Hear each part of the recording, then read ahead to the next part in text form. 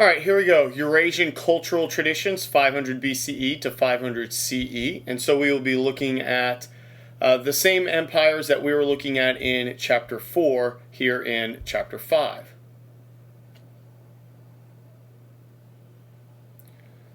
All right, and so we are going to go ahead and start with China and the search for order. China had a state-building tradition that went back to around 2000 BCE. The idea of the mandate of heaven was established by around 1122 BCE, which was the foundation of the Zhou dynasty. So they needed to figure out a way to overthrow the previous dynasty, but yet still keep within some type of order and tradition because they did not want to go against the emperor. And so basically there was a breakdown and chaos occurred, and you had the age of the warring states. And so this mandate of heaven, I will show you on the next slide.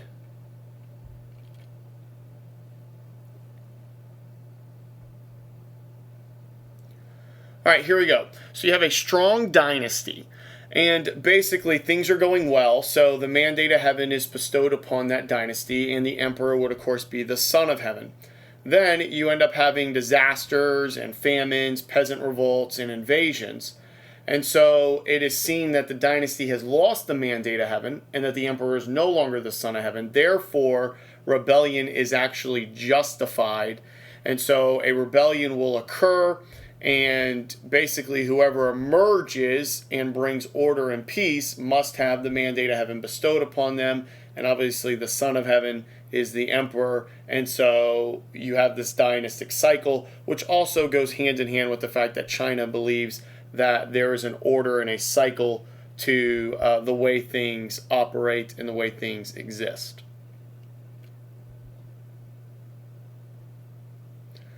All right, so to go ahead and bring order, we're going to see the legalist approach, which was the leading philosopher behind that was Han Feizi, again, brutal with names. I really apologize.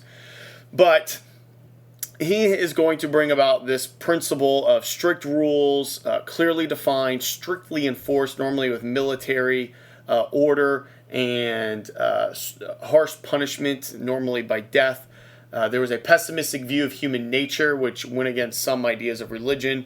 Only the state can act in people's long-term interest. The state knows what is best for people because they will be in chaos by themselves without the order that is being promoted.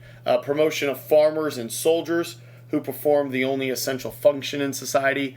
And of course, legalism inspired the Qin dynasty and the reunification of China, which is what Qin Shi Huangdi will use in his harsh rule.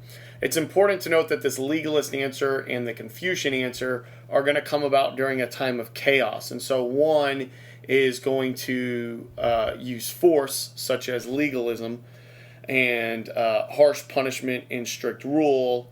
And we will see the counter to that, which is more your Confucian answer.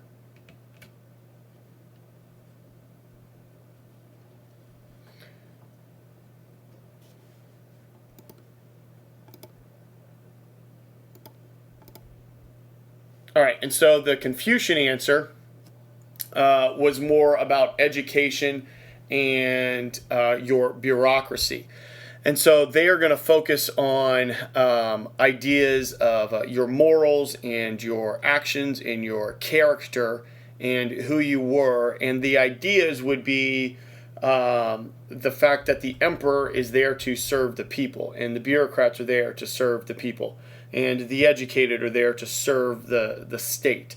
And then in turn, those that are serving the state, such as your peasants, farmers, and soldiers, they in turn, because they're being served, will then serve as well, and things will bring about this order to your government. And so that's what the idea behind the Confucian answer through education and character and morals was trying to bring about.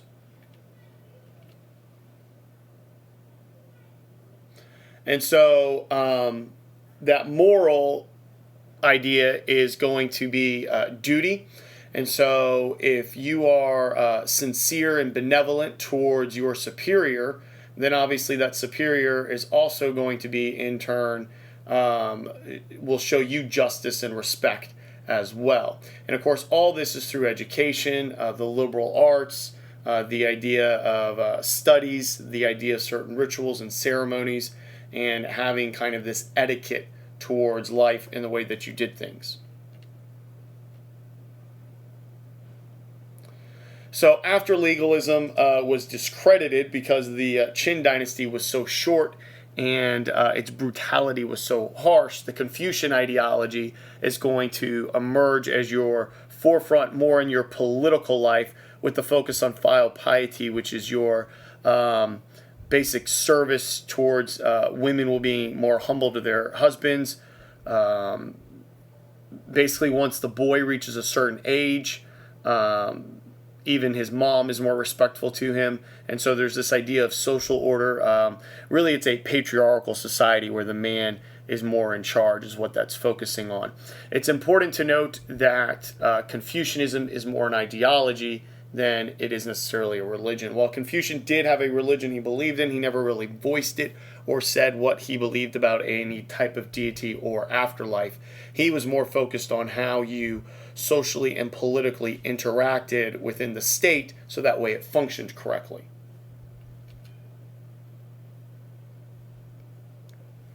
All right, and here's an image of that filial piety where you see the service of the woman bowed serving your older generation, which would be their parents. And then you can see the younger generation. So you have the grandparents, and then you have your couple with their children, and you can even see the younger girl bowing down there.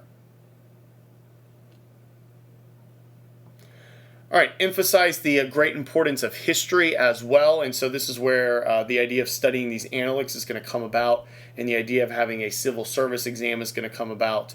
And so ideally good society was a past golden age.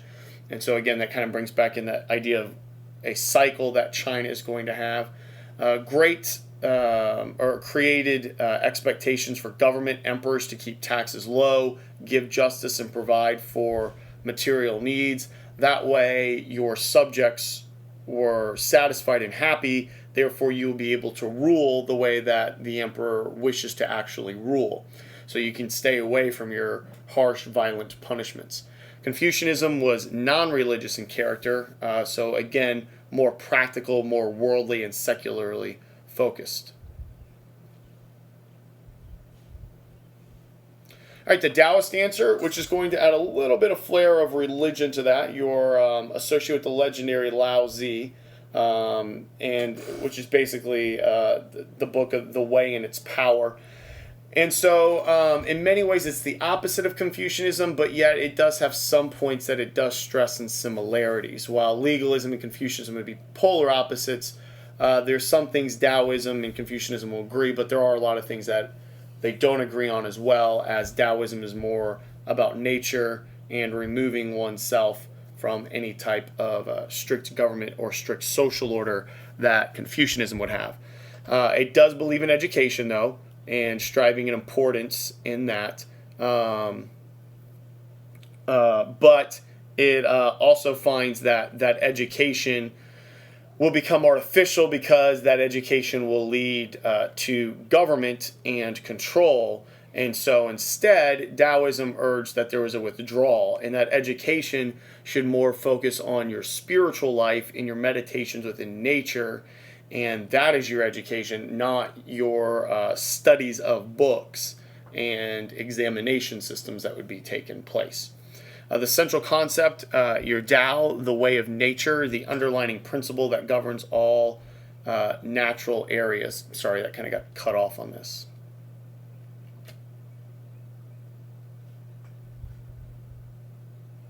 And so the elite Chinese often regarded Taoism as a complement to Confucianism, so that way they could basically say this was the spiritual side of what was lacking from Confucianism, because Confucianism really wasn't much of a religion. And so it sought to tap into that power of your magic, that quest for immortality, so again bringing in some afterlife thoughts into this process that Confucianism doesn't deal with at all. It provided the ideology for peasant rebellions, kind of like the yellow turbans where they could gather under a banner or a name of religion, which we will see a common theme throughout world history where rebellions and revolts will come about within the name of religion, whether it has any religious function at all or whether it was even the religion that was getting persecuted. It's really more about some type of political statement that the people will gather under that type of banner.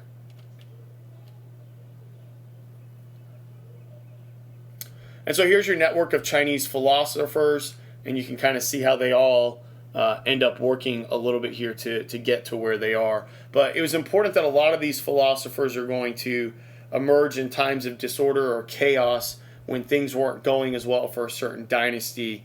And so they kind of emerged to help fill that gap in what was occurring in society to help keep order. Here's your Chinese ethical system. Again, if you want to pause right here, kind of look at this chart or come back and review it on the PowerPoint off my website. That'd be a good idea. All right, now we're going to move over into Indian culture, which obviously we didn't spend a lot of time politically in that area, mainly because their politics was more based off of their culture with the caste system. So your elite culture was enthusiastic about the divine and about spiritual matters. We tend to look at three major gods, but really there's a multitude of major and minor gods that the Hindu religion has in the Mauryan and Gupta dynasties. And so the Indian religion tradition had no historical founder, which is very opposite of what we see with Daoism, what we see with Buddhism, what we see with Judaism and Christianity, and later down the road Islam, and even Zoroastrianism as well. So there's no founder. It's a mixture of your Indo-European religions that continue to pick up and are going to combine with the natives in the region, and that's where you get this multitude of deities and ideas of afterlife from, and the ideas of reincarnation. So basically, and it was also not started as Hinduism, it was also started as Brahmanism as well, so that's an important keynote there.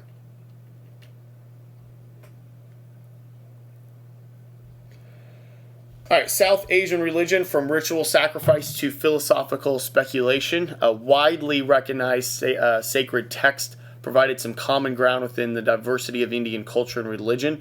So your Vedas or Vedas were your poems, hymns, and prayers, and the rituals that would take place. And again, the Brahmins, who were your priestly class, which originally started out on the social level as second, and your warrior class was originally on top, but that will switch during this transition time that you will have here.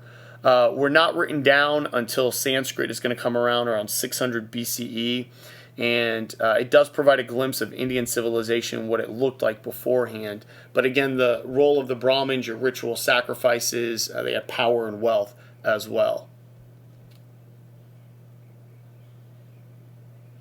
All right, and here's your Rig Veda, just kind of an image of what some of that text looked like.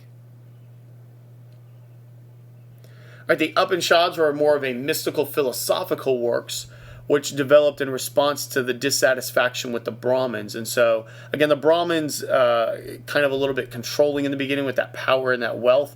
And so these were more some of your mystical ideas that could emerge. And it was composed between 800 and 400 BCE. And it probed the inner meaning of the Vedic age and the sacrifices that were occurring during that time period. The Brahmin priests, especially wandering ascetics, spread these ideas as well. All right, then you have the Buddhist challenge, which will emerge. And so Siddhartha Gautama, which would have been in kind of present-day Tibet region, but this would have been northern India at the time, was more on a spiritual journey. And so he is going to step outside of his palace that he was in. He was a prince, and he's going to step outside of his palace, and he's going to see an elderly man who is under a tree, kind of in a state of homelessness in a way, just total despair. And he is just awestruck by this because this whole time he's been in this sheltered life of just riches and glory and being waited on hand and foot. And so this just kind of hit him hard, and so he decides to look for this idea of a kind of an inner peace, this enlightenment idea that he's going to search for.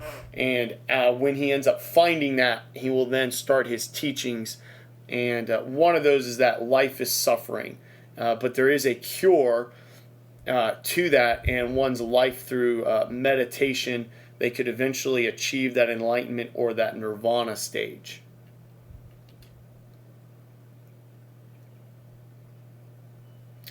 Here's an image of the Buddha. It is important to note that the Buddha actually was more skinny in India and actually becomes a little bit chubbier in China.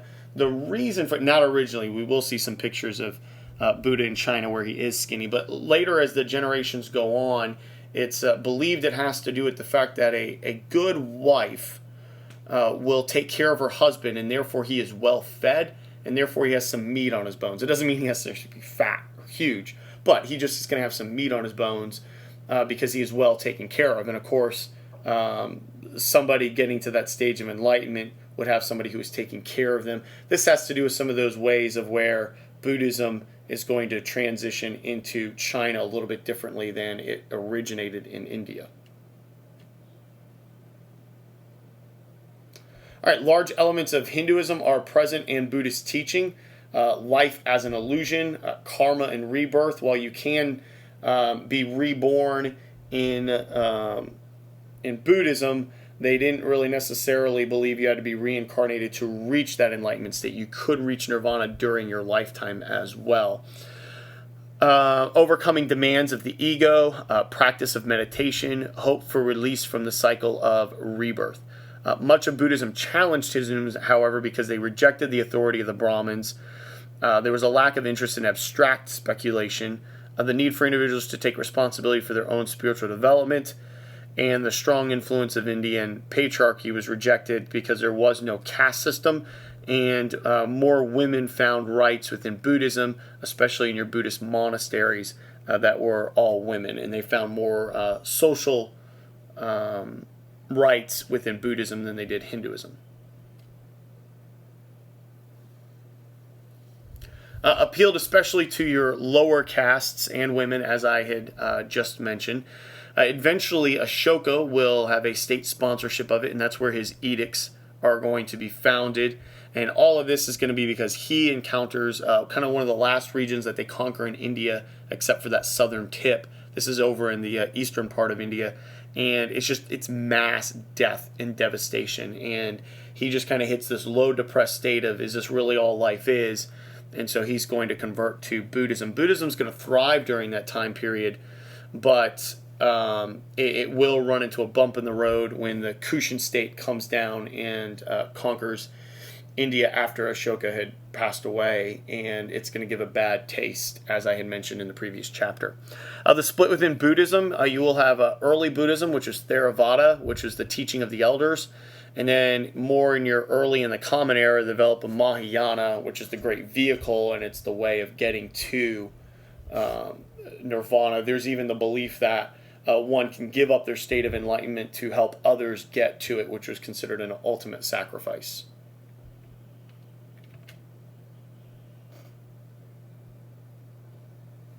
And here's your states. As I had mentioned, eventually the Brahmins do replace your warrior caste and will be on top, but your priests, your warriors and kings, then your merchants, which were highly established in India, probably the most. You would probably go with India as number one, and then probably a tie between your Persians, Greeks, and Romans, and then China would be way down there in the merchant class.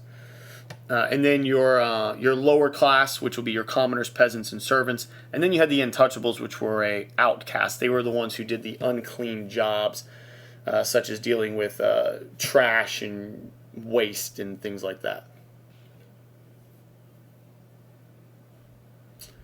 Here's kind of your traditional ladder of your social hierarchy. All right, moving towards monotheism, the search for God in the Middle East. So we're going to be looking at Zoroastrianism and Judaism, and of course, Judaism will lead into Christianity, and then later in the post-classical age, when we get to around chapter 8, we'll look at the emergence of Islam. So Zoroastrianism, a Persian prophet, Zarathustra, again, brutal names, apologize. Traditionally dated to the 6th and 7th centuries BCE. Some state support during the Achaemenid dynasty, which was in your Mesopotamia region.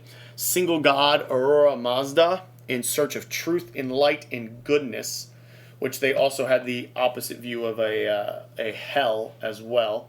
There was a cosmic struggle against evil, and Ahura Mazda will eventually win, aided by a final savior. The Judgment Day is restoration of the world to purity and peace, and a need for individual to choose good or evil.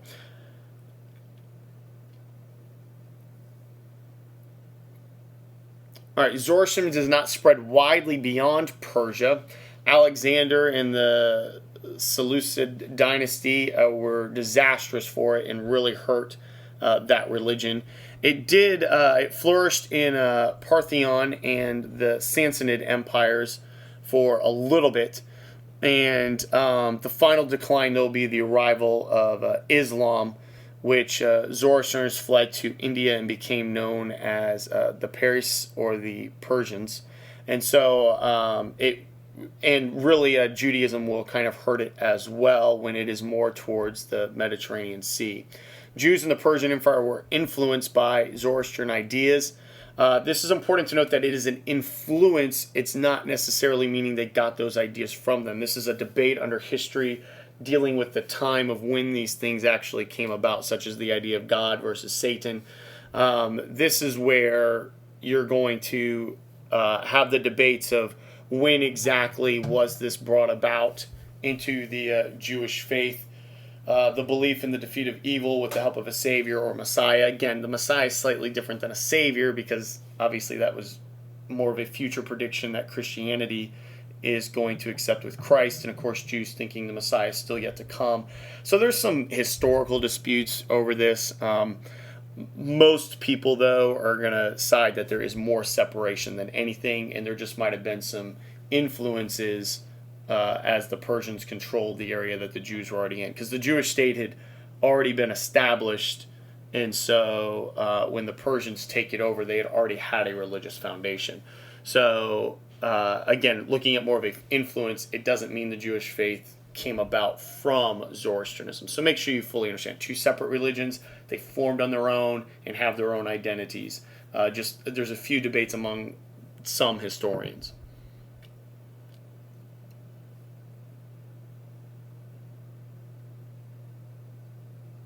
All right, Judaism developed among the Hebrews, and it's recorded in your Old Testament, beginning with the book of Genesis. And your early tradition of migration to Palestine was led by Abraham, or originally known as Abram. An early tradition of enslavement in Egypt, which of course will be when there's a drought, and this is your story of Joseph, or the play that a lot of people know of, Joseph and the Technicolor Dreamcoat. And so that is the events of them going to Egypt after Joseph and a couple lines of his family are going to kind of be passed away and looked over. Eventually, the Jews were starting to number in size and eventually will be enslaved by a later pharaoh. The exile, they will also be exiled several times. The Babylonian Empire will end up controlling them for a time period. The Assyrians as well. They will basically be enslaved several times to several different groups. But it's going to lead a foundation for both Christianity and Islam as well. There will be a strong foundation in those two religions that emerged from Judaism.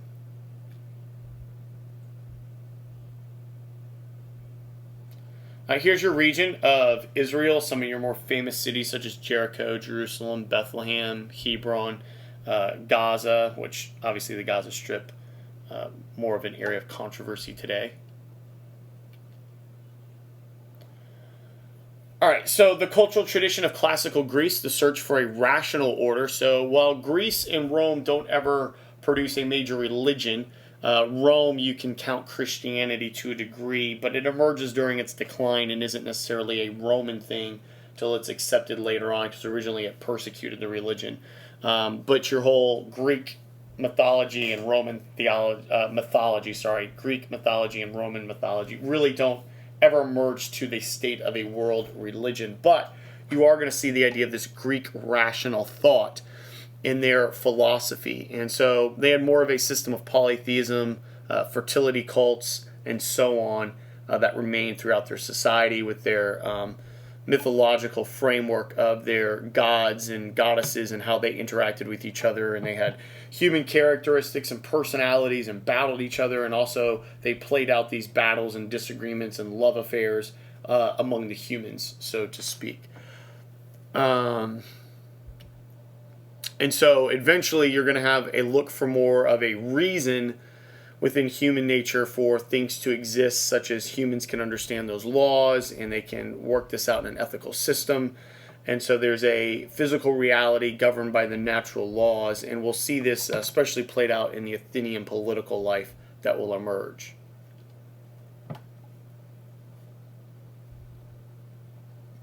And so the Greek way of knowing flourished between 600 and 300 BCE, same time as your city-states were flourishing. The key elements: the way questions were asked, argumentative logic, questioning of reason. Obviously Socrates in the Socratic seminar, and the fact that he would always answer with more of a question, so that way he would continue to make the person think for themselves, which is a very good thing that we will work on in classes. I will ask lots and lots of questions and make you try and do the learning, because when you do the learning, then you're actually learning, versus me just spoon feeding you a bunch of information. Accused of corrupting the youth, and he was eventually executed. The earliest classical Greek thinkers applied rational questioning to nature, and so instead of answering natural things with a religious answer, they were looking for more practical applications, such as in some of the medicines that were developed to combat some of your diseases. Application of Greek rationalism to understand human behavior as well, instead of a religious answer to the human behavior. We're going to see this copy come about during some of our Enlightenment, during our Renaissance and Enlightenment time period, where we'll see some rational thinking and religious thinking during the early Renaissance, and then of course the religious idea during the Northern Renaissance. So this will be an interesting comparison in time when we actually get forward later on in the semester with that work. But you have this human idea, and then Plato is going to outline that design of a good society in the Republic, led by a philosopher king. And of course you'll have Aristotle, who famously taught Alexander the Great. All right, the Greek legacy. Many people continue traditional religious beliefs and practices, but there is this overall rational idea to some of their philosophies, especially in some of their plays and things like that. It did help form the Roman Republic and the Roman Empire. And of course, Christian theology was expressed in Greek philosophical terms. So as Christianity was being spread, a lot of your early disciples that were spreading that, especially people like Paul, were very educated in Greek and would use a lot of the philosophical terms that were developed during that time period. Classical Greek text was preserved in the Byzantine Empire and later on by the Islamic empires as well.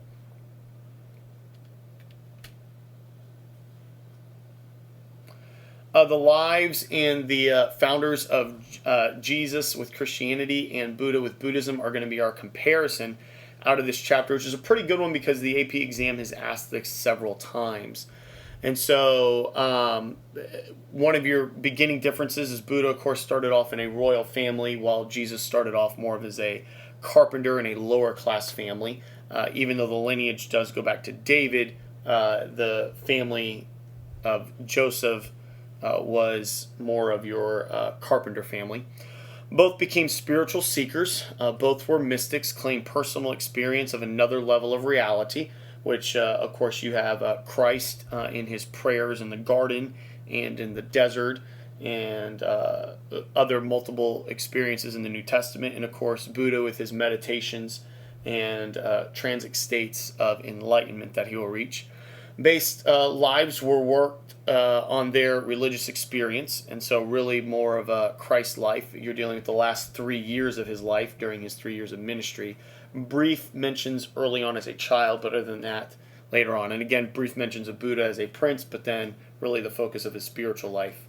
Both were wisdom teachers, challenged the conventional values, as Buddha was challenging some of the Hindu values. Christ was challenging some of the heretics of the time and some of the priests, the Pharisees within the Jewish church. Urged reunification of wealth, stressed love or compassion as the basis of morality, and called for personal transformation of their followers.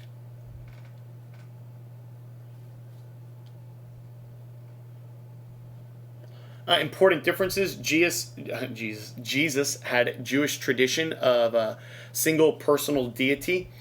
Jesus' teaching was more social and political than Buddha's. Jesus was active for about 3 years. Buddha was over 40 years. Jesus was executed as a criminal under the Roman Empire, while Buddha died of old age. Establishing new religions, probably neither intended to create a new religion, but both did. Really, Christ was the fulfillment of what had been considered the Jewish faith. Followers transformed both into gods. It is important to note that Buddha never considered himself a god, so that is a difference, and they have asked that on the AP exam as well. All right, how Christianity became a world religion. The process began with Paul, as Paul believed he was to be the apostle that brought Christianity to the Gentiles. It's also important to note that Christianity is going to be a later term that emerges. The early Christian state in Acts considered themselves the way, and that's what they originally called for. Both of these are going to have women involvement, especially the early church had a heavy involvement in women, which can even be seen in the beginning stages under Christ. Early converts were typically urban, lower class, and women. Attraction of miracle stories and healings, attraction of Christian care for each other, this idea of community and sharing things to help each other out. The Roman persecutions of Christians as atheists for their antagonism to all divine powers except for their one God. And so originally, obviously, Caesars that were in charge claimed themselves to be God, and therefore they should be bowed down to, and the Christian faith did not do that. Emperor Nero, who was just a lunatic to begin with, he was crazy. But he will bring about some pretty harsh persecution upon the Christian faith for their rebellions against the idea of Caesar being called a god. Ended with conversion of Emperor Constantine in the early 4th century CE. And later Roman emperors tried to use Christianity as a social glue to keep the people together. Thedos ordered closure of all polytheistic temples and the spread of Christianity throughout Europe and parts of Africa and the Middle East and Asia. A lot of that will be because of the Roman roads that were established for the Roman military to move about. And of course, Buddhism, its spread will help with Ashoka, who's going to sponsor multiple missionary trips as well.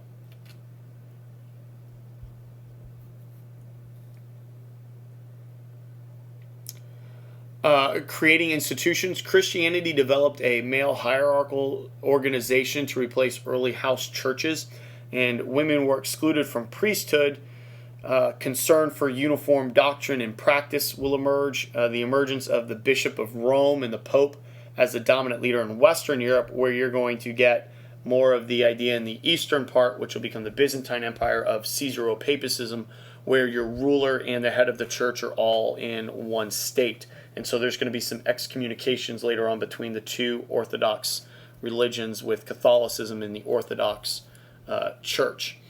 Buddhism clashed over interpretation of the Buddhist teachings. Series of councils did not prevent the division, whereas you do have you will have several councils that will meet under Christianity and eventually form what is considered the canon, or the Bible, in which scriptures were considered holy, and then of course which ones were easily proven to be false scriptures. Either people that were out to hurt the faith, or just people who were not associated with Christianity at all. And so you will have a division that occurs within Buddhism. But then again, as Buddhism spreads, it's going to be adopted by different aspects of different cultures, such as in Southeast Asia and China, and even as it spreads to Japan.